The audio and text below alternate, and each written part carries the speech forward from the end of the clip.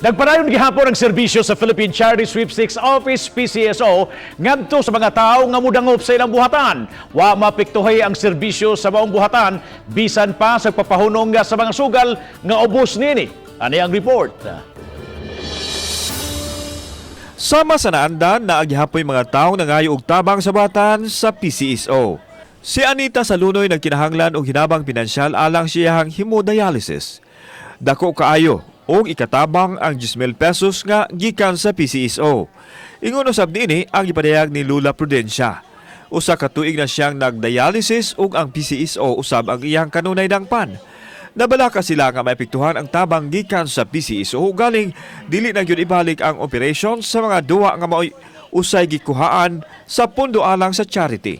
Mag-uulgad pero di man siguro na gipahunong nga idayon jud.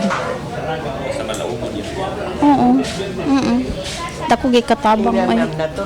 Mabalaka sad kay nakatabang mangini namo.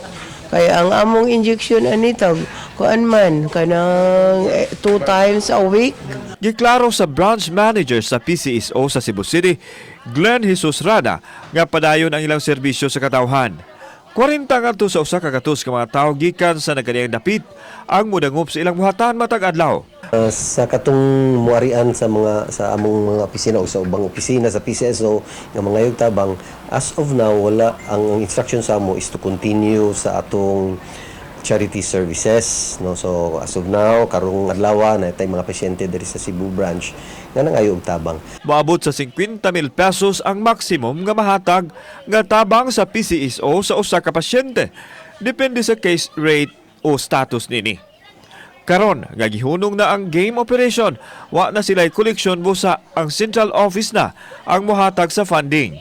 Samtang aduna usay panawagan ang PCSO alang sa mga lotto winners. Ang katupod sa siguro mga lotto winners katong nakadaog atong namalit sa pagka-Biyernes, tagui lang ninyo inyong ticket, bantayan lang nga dili mainitan, dili mabasa kay mao man ni makadaot. Anyway, ang kaning mga tickets na to na ni siya validity na 1 year. So after 1 year pa ma-forfeit.